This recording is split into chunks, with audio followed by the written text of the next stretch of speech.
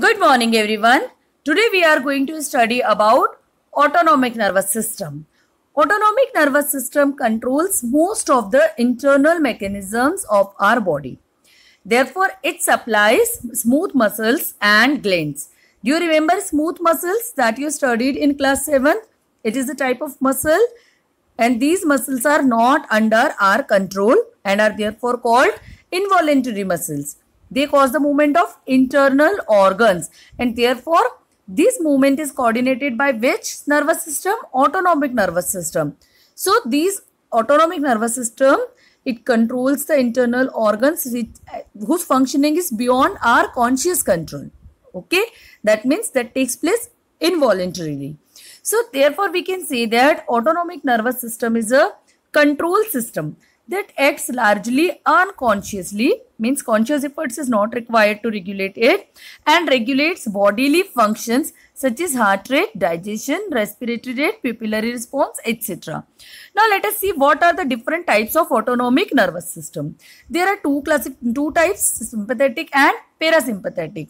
Sympathetic nervous system and parasympathetic nervous system, they act opposite to each other. Okay, they act opposite to each other, but that does not mean that they are antagonistic to each other. Actually, their functioning is complementary to each other. Let us see how. Here they say that sympathetic and parasympathetic division functions in opposition to each other. But this opposition is termed complementary in nature rather than antagonistic. Understood? For example, not from this, I'll give you a general example from your life. For example, when you close a door, okay, then sometimes you need to open it also. So, do you say that closing and opening is just an act which is opposite to each other?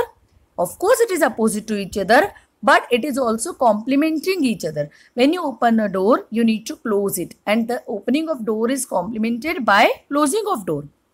Are you understanding what I mean to say?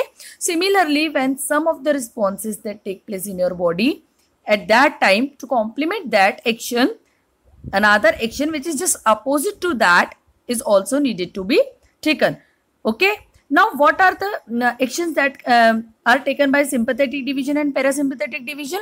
If sympathetic division is associated with actions that require quick response, that means it acts like an accelerator, then parasympathetic division will act oppositely and it will act in those actions which do not require immediate reaction. Understood? And therefore we say that parasympathetic division acts like a brake. Sympathetic system is also considered as fight or flight system. Fight or flight means where quick responses are needed. But parasympathetic division is often considered as the rest and digest system where we do not require immediate reaction. Okay. Let us see here again. Sympathetic nerves dilate the pupil. What is here? Just one example I am giving you, which is there in your book also, of the pupil. Sympathetic nerves dilate the pupil. Okay.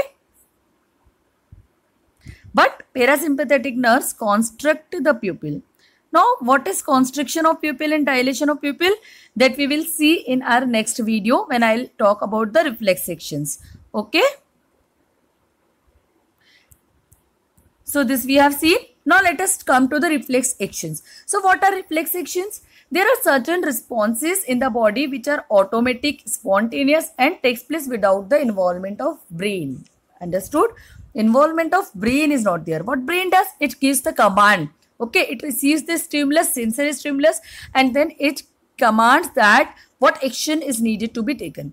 But there are certain actions where brain does not take involvement, but they require very spontaneous and very immediate action. And these actions are performed by spinal cord. Okay, we will see how just in the next slide. And therefore, these are called reflex actions. Now, there is something called reflex arc. What is reflex arc?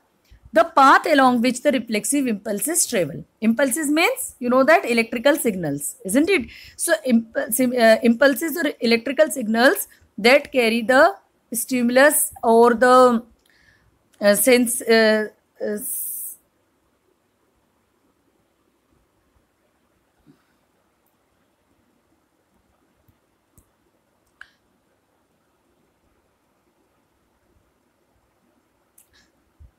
So reflex arc, the path along which the reflexive impulses travel is called the reflex arc.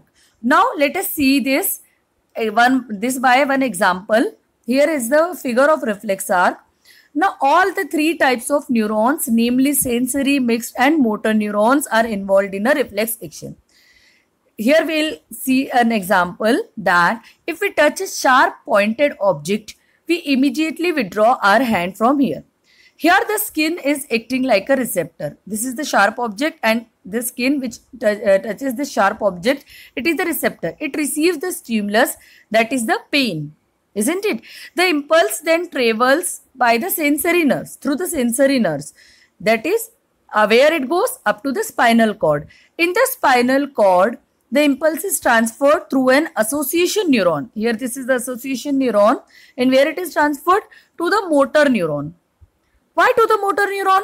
Because motor neuron supplies the muscles for movement. Motor means movement. Okay. So it finally, through the motor neuron, this impulse is then now reaches up to the muscles, and the muscles will contract and the hand is lifted up from the stimulus. Understood? So this is a reflex action. And now this pathway from where this reflexive impulse travel, it is called reflex arc. Tomorrow, we'll see about the types of reflex action. Till then, have a nice day, study well, stay safe.